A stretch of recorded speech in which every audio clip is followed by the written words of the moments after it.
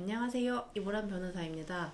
우리가 월세집에 곰팡이가 있을 때 우리가 임대인에게 곰팡이 제거 및 재발 방지를 해달라고 요청할 수 있을까요?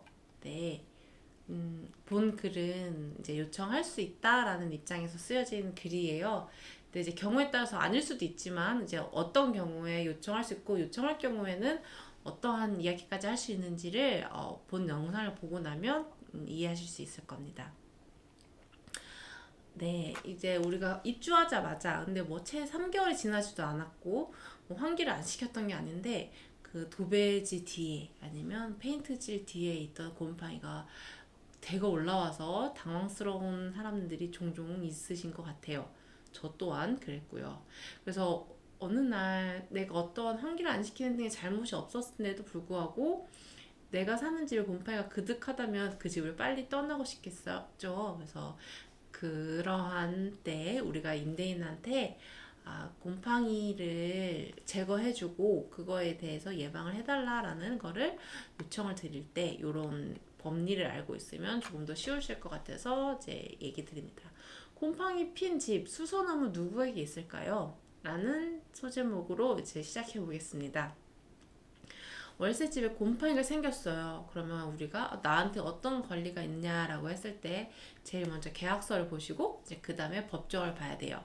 근데 계약서는 사람마다 다르고 또 이제 우리가 특약에 따라 어떻게 적혔는지는 이제 개별적으로 법률사의 상담을 받아봐야겠지만 이제 민법 같은 경우는 다 똑같이 적용이 되죠. 근데 민법에서는 이제 임대인의 수선 의무를 규정하고 있어요.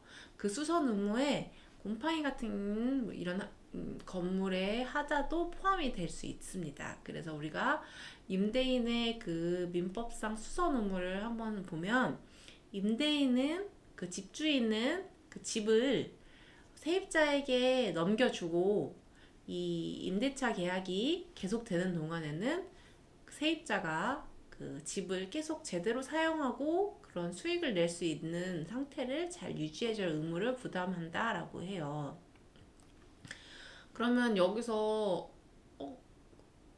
우리가 뭐 화장실 전등이 다 됐을 때도 임대인에게 바꿔달라 할 수 있을까요? 그건 아니거든요. 그러면 여기서 말하는 임대인의 의무의 범위가 어딘지에 대해서 대법원 판례를 통해서 이제 살짝 보여드릴 건데 그 판례에 대한 내용을 간략하게 먼저 말씀드리면 문제 있는 집을 고쳐서 써야겠죠? 근데 고쳐 쓰는데 돈 적게 들고 별로 수고롭지 않아요. 그러면 임차인에게 즉 세입자에게 너가 살면서 소소하게 그냥 수선하면서 살아 라고 얘기를 하는 거고 문제가 커요. 그래서 이 문제를 해결하려면 돈이 많이 들고 사소하지가 않아요. 그러면 임대인, 집주인 너가 해결해라 라고 하는 게 이제 법원의 입장이에요. 한번 읽어볼게요. 임대차 계약에 있어서 임대인은 임대차 목적물을 계약 존속 중 그 사용 수익에 필요한 상태를 유지할 의무를 부담하는 것이다. 앞서서 본 우리 민법 조항이죠. 그래서 목적물에 파손 또는 장애가 생긴 경우 그것이 임차인이 별 비용이 들이지 않고 손쉽게 고칠 수 있을 정도로 사소한 것이어서 임차인의 사용수익에 방해할 정도가 아니면 누가 수선을 부담하지 않는다? 임대인이 수선을 부담하지 않으니까 누가 이런 사소한 경우는 누가 책임진다? 세입자가 책임진다 라고 보시면 됩니다. 근데 그 문제를 수선하지 않으면 임차인이 계약에 의해 정해진 목적에 따라서 사용 수익할 수 없는 정도로 되면 이제 집주인은 그 수선을 해야 될 의무를 부담한다는 거죠. 여기서 임차인이 계약에 정해진 목적이라고 하면 거주 목적이면 살 수 있는지 아니면 뭐 가구를 만들어서 판다면 그런 가구들을 잘 보관할 수 있는지 등이 문제가 되겠죠. 그러면 곰팡이는 뭐라고 봤을까요? 이제 곰팡이가 만약에 아까 앞서 본 판례 법리에 의하면 큰 문제예요. 그러면 누가 책임져요? 집주인이. 곰팡이가 아주 작은 사소한 문제예요. 그럼 누가 책임지겠어요? 세입자가 책임을 지는 게 맞겠죠. 근데 여기서 제가 하나 말씀드리고 가면 곰팡이가 세입자가 환기를 제대로 안 시켜 생겼을 때는 완전히 다른 문제가 되기 때문에 요거는 집 자체에 있을 수밖에 없었고 내가 들어오기 전부터 있었고 제대로 처리가 안 돼서 그 했어야 됨에도 불구하고 집주인이 제가 처리를 안 해서 문제가 됐다라는 전제로 말씀을 드리는 겁니다. 법원에서는 결로와 누수의 문제는 건물의 구조상의 문제이고 이걸 해결하는 걸 때 비용이 많이 드는 문제를 보아서 세입자가 잘못해서 생긴 곰팡이가 아니라면 임대인이 해결해줘야 된다라고 보는 입장입니다. 그것과 관련돼서 이제 판례 문구를 한번 읽어보면 습기 발생의 원인이 무엇인지 조사를 하고 이를 제거하여 어떤 시설 등을 설치해주고 바닥 물기가 심하여 바닥 공사를 하여야 하는 상황이라면 세입자의 가구들을 모두 옮기게 한 후에 공사를 해주는 등의 조치까지 취해야 된다라는 입장의 판례가 있었습니다. 또 다른 판례 하나 더 볼게요.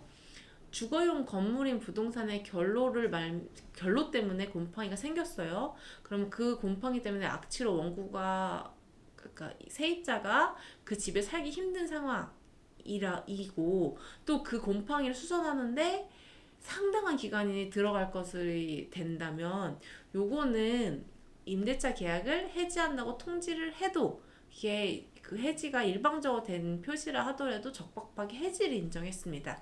그래서 곰팡이가 너무 심한 경우에는 임대차 계약을 해지할 수 있다. 다른 집으로 가버릴 수도 있겠죠. 그리고 마지막 하나 더 이제 설명을 드리면 이 사건 주택이 결로와 곰팡이가 생기는 하자가 발생한 사실이 인정이 됐어요.